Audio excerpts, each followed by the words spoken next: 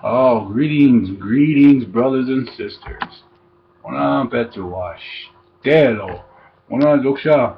Una Lakota. Woglaka Lakota. Macha. Chetanko. Torosti Wome Wochbe. Today is uh, February 25th. This is Lakota Language Lesson 1 3. General basics, family, like we talked about kinship last time. Um, so we would put today I have blank paper, marker, and I'm going to write down the meanings for mother, father, family. We'll start out with you know the basics. It's easy to learn the Lakota language if you are living it and being in a community setting where you hear it spoken all the time. It's very hard if you go out and buy the book, the Dakota, and Nakota book. Everything starts with the L for Lakotas, and it's just misplaced our taking the place of the L, and you talk Nakota. How Nakota? So instead of saying Lakota, you be saying Nakota, and Dakota. Uh, so anyway, I had a friend. He was a Dakota. Uh, and everything was Coda, how Coda, and so he told me a joke about you know, Ducky. One day he says, I don't know, it's been a long time since I heard it, but it was funny. Anyway, Coda ended up, teaching me a lot about his word, his language pronunciation, Coda, Ducky, Coda, anyway, he was trying to say lucky. Yeah. You are a lucky Lakota. You are a ducky Dakota, he kept saying. I'm like, ducky Dakota. Anyway, that's been a long time, and I forgot the exact pronunciation and meaning of it. So today, I have got a package in the mail. Just to let you people know that, this here, Ultimate Medical Academy, is what I've been doing. I've been applying myself. This whole year I've been in a wheelchair, depressed, ready to give up my life. And I met a woman that touched my heart when from the start. She came into my life and she showed me a lot of things that happened about caring, about not giving up, about going forward. And when I came home, we still had a correspondence, and through that correspondence, we were able to, I say, find love. She says, "You're just my friend," And she told me one day, she says, "Well, how serious are you about a relationship?" I said, "I'm very serious," And she says, "Well, I'm leaving my husband. He caught me on the phone with you. So I'm going to leave my husband and I want to come with you." I'm like, "Oh, so she came over, and that started our romance. And a year later, we're going on 2 years that I've known this woman. She told me one day, she says, "I don't have those feelings for you. I think it's that transference of guilt. You know how you, you're a caretaker, I'm a nurse, and you're a patient of mine. And I feel so sorry because I don't have those feelings anymore." So I told her, I said, "Well, you don't have those feelings, but you can have them. Give yourself time to grow. Give yourself time to heal." And she asked me, "I need some space." So I said, "Okay, well, you need space to get away from your, decompress from that first marriage." And so what I did was I didn't want to go, man, because she didn't need to be alone, I brought her out here from California, and she was part of my life. She still is, even though we're not together, going on a month. Now she says, "I've met somebody, and I'm going to pursue it." I'm like, oh, that makes a Lakota man jealous with rage, fiery rage. If I could walk, I would dig up my war tomahawk, and I'm gonna go and got this guy, for stealing my meal, But I look at it this way: karma. What comes around goes around. So when I stole her from her husband, I feel the same way that he felt. How he felt when I took her. And even though I'm a Lakota man, I still have feelings and compassion for this woman. And I do not hate her. I still love her. She cut my hair, she braided my hair, my hair was down to past my butt, and, but anyway, this was just a lesson that I'm showing you, brothers, because when you learn Lakota, you have to incorporate that language into um, everyday sentences. I used to be, this great big dude that worked out a lot, did a lot of burpees. I did 1,200 burpees, a day. Pull-ups, dips, Monday, Wednesday, Friday. Pull-ups, dips, and I ran and played handball a lot. Real active, man. And so I could see how I was in shape and how this was like taken by me, smitten, and sitting in a hospital bed for 4 or 5 months, 6 months, and then going home to the res, depressed. Sure, I gained weight. I probably looked like Jabba the Hutt, but I went from 250. I was 185 at my prime. I'm from 250, and during this whole month of depression, lost, not eating, not can't sleep, and just thinking about her. I lost 30 pounds. I'm 212 now. So Jabba no mas, no mas bueno Jabba. So I also learned a little Spanish. Mi pinche piernas no más. Anyway, that's my effing legs are no more. Anyway, I learned from my amigo friends from down south that they are native. They are native. We are all native people when you have brown skin and you have that ability to acknowledge that you are a native. You might be a Nawa, you might be a Aztec or a Indonesian from India, or you can be a Inca or Mayan. You're all descendant of this one language called Nawa. Anyway, that is a sacred language that had been exterminated by Christopher Columbus. No, I take that back. Carlos. I don't know. He's a guy that came from the south. Let me see. I will remember. I retain a lot of information. The conquistadors, and when they came from the south, they came with the church to spread Christianity, but along the way they kept prisoners. Carlos Quintero, no, that's a famous drug dealer. Carlo Don Juan DeMarco. Anyway, my brothers and sisters, let me start over again. When the Crusades, were back in England, and the conquistadors came through, when they came and raided a lot of our families and our people, our homes, they killed a lot of, native speaking languages, and they replaced them and took hostages and took them back to the south and sent them to the Indian Ocean, through the Indian Ocean to Indonesia for trade, trade of slaves. So we have a lot of natives and a lot of Mexicans and a lot of Indians that all look alike. You go down south and see a lot of people that look like Lakotas, the Dakotas, and natives in general. You see a lot of Mexicans come up this way and say, "Hey man, Indio, ¿tú hablas español? ¿De poco solamente? ¿No más? ¿No bueno?" And they ask me if you speak a language, and I'll be like, "Wow." And so I've learned through teachings that, my father showed me a lot before he died. He was working on his dissertation, his PhD. But anyway, today we are going to start the Lakota language lesson. That was just a lesson on history, but I'll remember this conquistador's name, when we get through. Right now my mind's a little clouded, and I'm hyped up. I'm excited, man, because I'm going to teach another lesson in Lakota.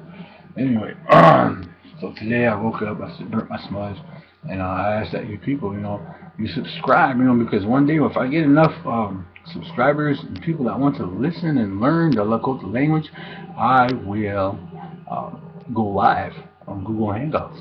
But, I am teaching you guys something, and you, on the other hand, vice versa, will teach me. And I know my brother out there, David, say your name, Kola. Anyway, you told me, you emailed me yesterday and messaged me to keep it going, and you speak Spanish, and you sing Lakota. I love that. When another race can speak your language. There's a little story. I was in prison. I went to a ceremony. I went to Oklahoma City Transfer Center. I'm one of the Lakota, for you was, and we did a pipe ceremony. And I asked this other Lakota brother, say, hey bro, man, I'm a Loda Chanupa. Can you sing the pipe filling song? Like, bro, I can't even sing the song. And I'm like, I know how to sing a pipe filling song.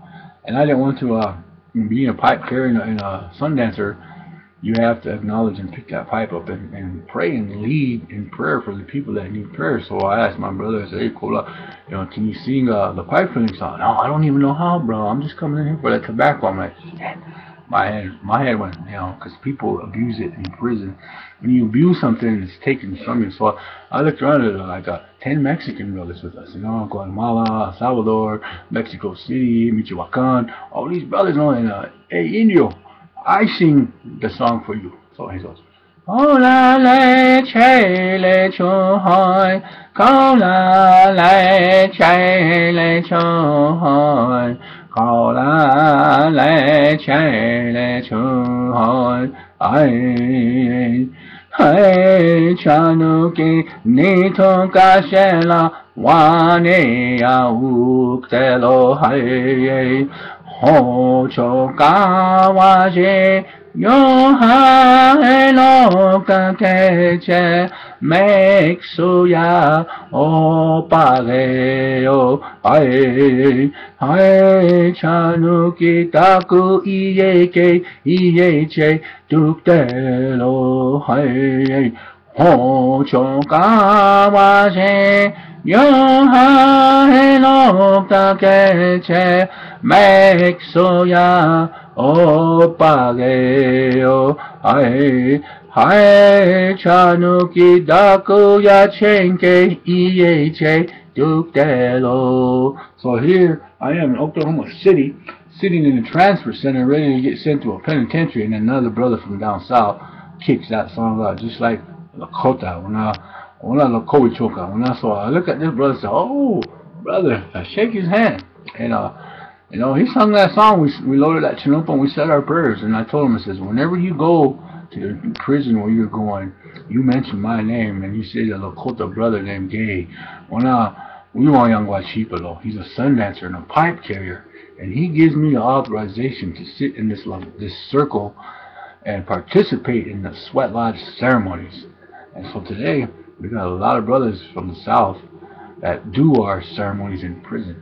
And I love that, and I look forward to that because they teach our Lakota brothers that are really Lakota brothers about finding their spirituality and their culture, because today we forget about that.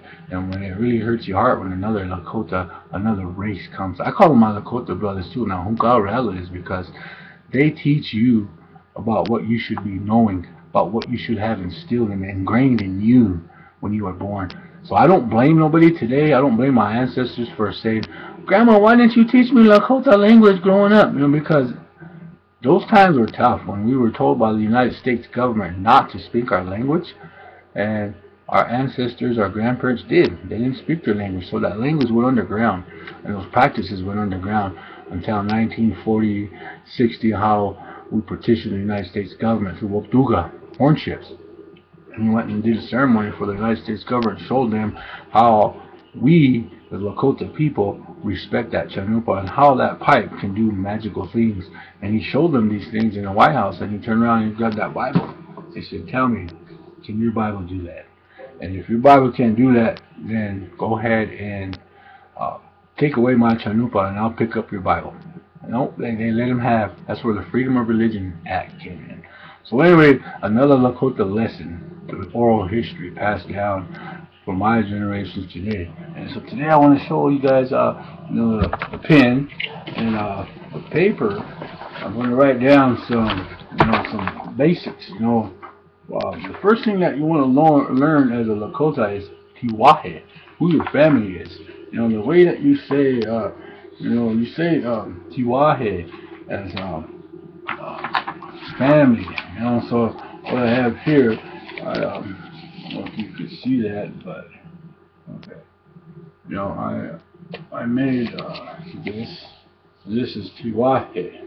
Tiwahe means family. You know, so you pick up your family in Lakota. You learn. This is how the history book says it. This is how I teach it right here. Tiwahe. You know, so you know, let's put that up there again for you guys to see it. Okay, screen went black. Tiwahe. Tiwahe. So when you say Tiwahe, you're saying family in Lakota. And so I have a couple others written down. So your Tiwahe, and who your Tiwahe is telling you, the listener, that is my family. And you know, so your Ina would be your what? Let me tell you, your mother. So okay, so you have Ina. It's not Aina. It's Ina. Ina. If you can say Ina, then you have it. I'm gonna get down. Okay, so your next one will be your father. So my father, I say Ate. You know, Ate would be Ate. So that is your next learning lesson. You say father as Ate, you know, so Ate means father. Okay? Mukashila is your grandfather. So when you are speaking to your grandparents, you say, you know, grandfather, you know, tu ka shi wa. Tu ka shi la. Tu. Sometimes I put an N at the end of tu ga shila. So that's your Lakota language wording for grandmother. Now, grandfather, my bad. Here's unchi. This is your grandmother in Lakota. I wake up in the morning. I have no more grandmothers because they had passed away while I was in prison. So, you know, you, and chi. Chi.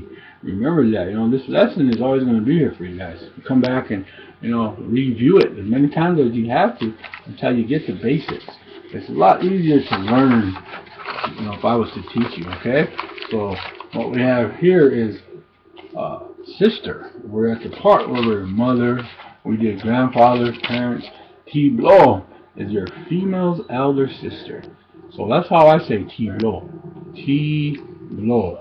Una Shunkaku. Shunkaku is I'm a male, and I'm saying it to my younger sister. Shunkaku. Now, for me, my male is elder, a brother would be Chie. Chie. Chie is I am the oldest brother in my family, the oldest son of my mom's children. So my little brothers would call me Chie. Chie. And the male's brother is Tangha. You know, so that's my little Tangha.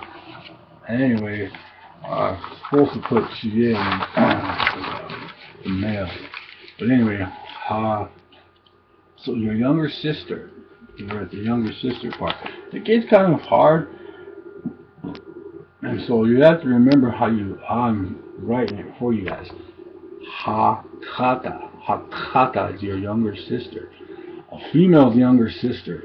That's how she said it. Now your female's older sister, she will call you Tanka. You know, Tanka means big, you know, like big sister, you know. And there's no bad words in Lakota. I'll let you guys know that. A male's younger sister is Tangshi. You know, so if I'm talking to my little sister, I call her Tangshi. Tangshi Yutoka. Una Woglaka. You know, so your older male is your older male sister, I would say Tang-e.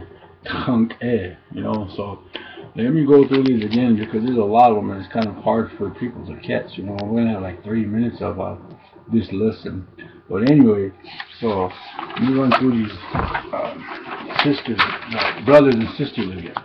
You know, because it's kind of harder for people to understand. You're just breezing through it. You're not even talking. Tiblo. Tiblo is your female's older elder sister. That's how she would call you sister. If you had an older sister, and she had your little sister had an older sister, she would call you Tiblo. Tiblo, you. Now, how are you today? Una shungaku. Una is your male's younger sister.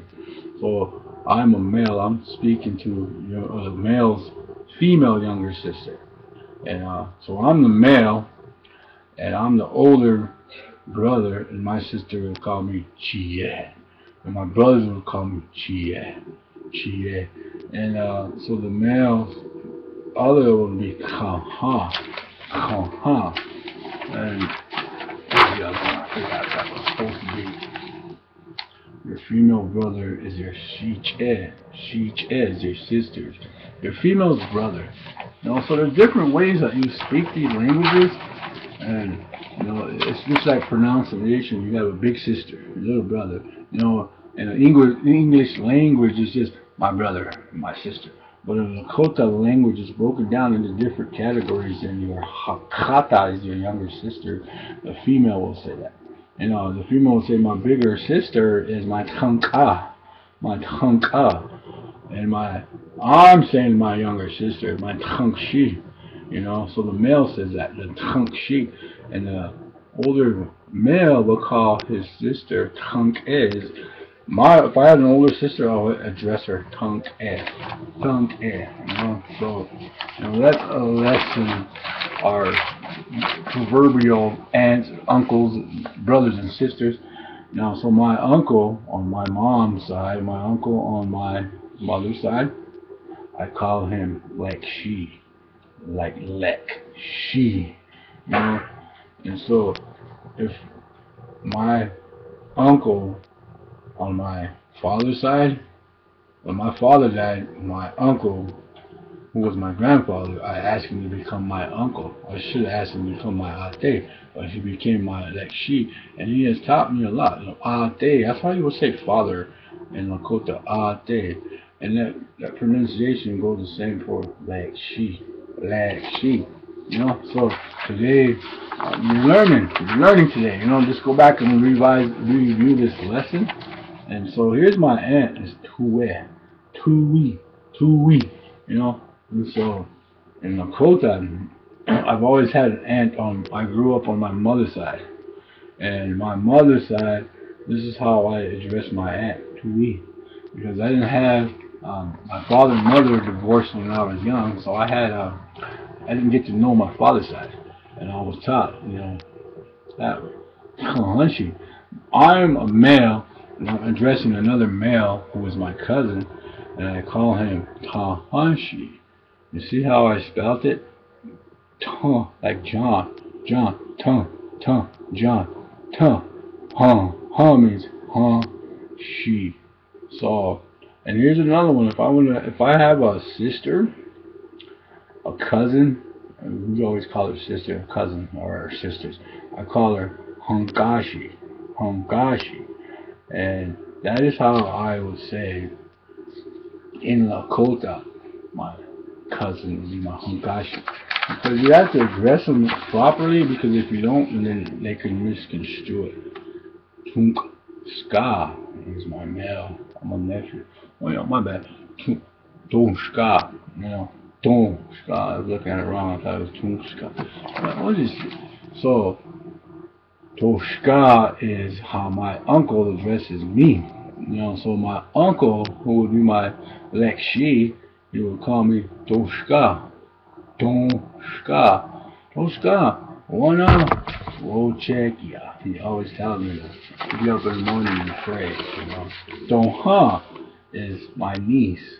My little niece right now, my little nieces are sick, so they're kind of struggling with pneumonia and RSV, and I pray for them that they get better, and they're going to get better. It's just a process. You have to respect that process. So I call my little nieces my Donha, Yuto, and they look at me and they wonder what this new language that he's speaking to me. Anyway, what is Uncle saying? Like she, Anyway, so our next one is friends. That's probably the most important one that we have as native is your friend is your kola.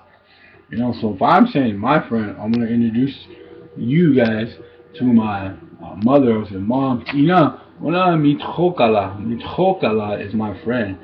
Mitokala. So, you know, I'm addressing my friend as mitokala when I talk to my mother.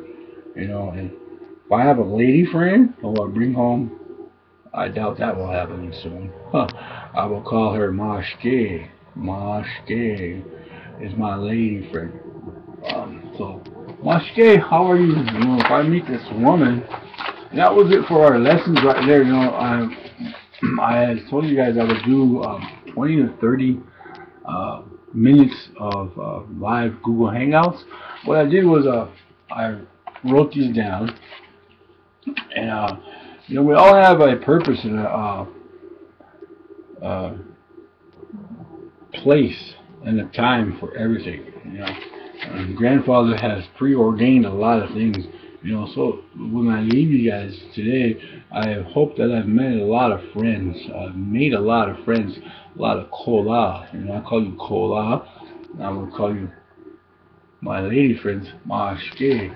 But you know, that was, you know, so if you do not understand it and didn't get it because it went by so quick, time flies when you're having fun, you know. So we went through 1, 2, 3, 4, 5, 6, 7, 8, 9,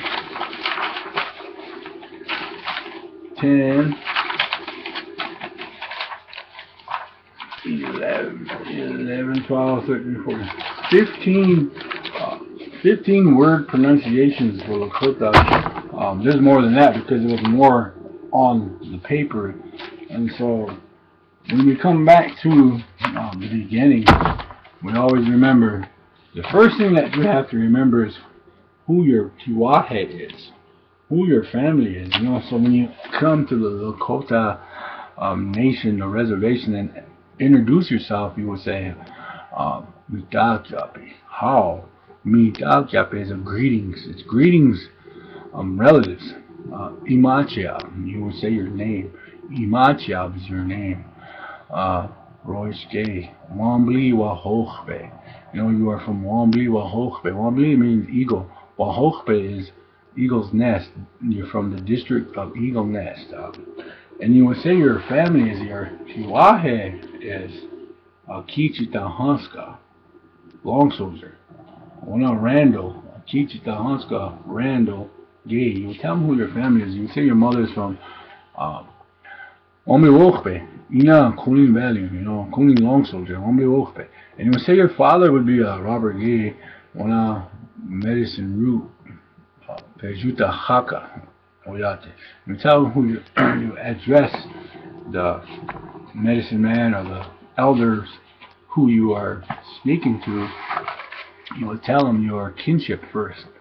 That's what my lessons were when I started with this lesson 1 was the kinship system. Know your kinship.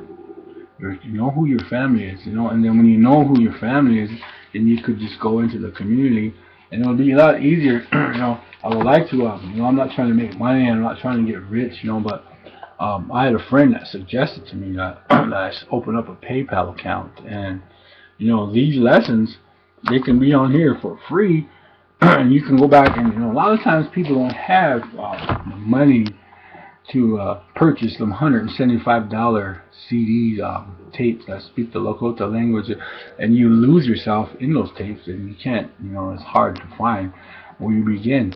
But it's always good to know your kinship, who your family is, who you are, who your aunts and uncles are, who your brothers are, where you are from. So when you start learning the Lakota language, you're in your community and you're learning easy, real easy, quicker than the books. You know, Rosetta Stone ain't got nothing on us. We are Lakotas. We are here before, and we'll always be here after everything is come and gone. It's just because our oral history tells us that. Anyway, when you go through the PayPal, I'm able to probably write down, you know, for $5, and I don't charge a lot. You know, $5 plus the shipping fee. our lessons for today, you know. So if you have, you know, for each lesson that we do, I could put it on the website. It's free right here, but if you want it to have in your possession on hand, you will come to an agreement for that day's lesson for $5 plus shipping and handling fees. You could send it to my the PayPal account. We could set that up and we can get that going. I'm not trying to, like I said, I'm not trying to get rich. The thing that I'm trying to do is teach the Lakota language, because a lot of medicine men today tell you that all four races of mankind will come together through the prophecies and dance under that sacred Sundance tree as one nation, one heart, one mind, one chante, one rasula. So that is our goal, is to have everybody to understand and respect the Lakota language and the religion and the prophecies and the practices and the traditions and the culture. So when you are able to learn the Lakota language by not paying $375 just for that, 8 tapes. I've got a lot of collabs that do that. You look on our website and then these people, they just give you so much. They give you 2 lessons and that's that. I am a sun dancer. And I've been raised to be humble and have respect for my elders and to give back to the community what I was taught. And so my lesson today is to teach you guys the basics of Lakota language. So when you learn your kinship is the first thing that you need to learn. Look through lesson 1. So I've got 1, 2, I've got 3 lessons in right now, and that's $15 that I have just made by asking you guys. I can send you the copies and you can get them to you through PayPal. But anyway, let's talk about next week. So today is the 25th. Yeah, I'm gonna try to get these out every week, once a week. I'm not gonna try to do every day like I had told you guys earlier. This is what my priority is, to learn. And I'm a felon. I went into the federal prison, did 10 years, and then when I came out, I have a jacket, I'm labeled. So, through talking to my uncle, to the medicine man, I was told that, hey, you can petition the court to expunge your record. So I've been doing a lot of things that he's asked. Go to counseling and get it documented. Go to NA meetings, go to AA meetings and get it documented, and start to establish yourself in the community as a person who has been in prison but has come back as a you want to say you want to go out there and you want to pay your debt to society, but you also want to say that you are like a reborn again native, and you're able to give back to the community through teachings and showing these people that you change. You're not that person who you were before you went in. You're a whole completely different person. So today, my lesson, I hope I taught somebody out there. Now I know I got a lot of followers right now on Facebook, Twitter, Instagram, YouTube, and on here, I think we've got like 10 followers right now, that people that are really wanting to do the lessons. So you 10 people out there, pay attention today. Check my YouTube page. This is Lakota language lesson. I had 100 people, 100 some views, but it will pick up in time, and we will get more subscribers. But there's a lot of people that want to learn the language. And that's what I'm here for. So you take your Lakota language, and so today I will say a prayer, ending prayer. Wopila tanka tiso se beto uoshe, wana ohinia on his breath of life. Wopila tanka. Kasha owayo wa kampitelo. Lechon kuki omayo. Wanglaka na wichozani wichoni, wanglaka Lakota, woglaka Lako, wichoka na woglaka Lakota language, help these people to learn the Lakota language. I ask that, you watch over your families. And for those that want to learn the Lakota language, the Indian way, the Lakota Choka. So you're learning the Indian way today, and we have lesson 1-3 under our belt. And remember, send me a request at 073-073 native, NATIVE, N as in Nancy, D as in Dave, N as in Nancy at gmail.com. And feel free to discuss the PayPal option if you think it's warranted. If not, we still have the lessons right here. So being able to get to the next level of my life and come to here and going to the next spot, I feel that we are blessed today, you know. So Kasha has a purpose for us all. So let's get this out there, brothers and sisters. Have a good day. Mitake, Pilame Apolo, Mitakuya, that's it.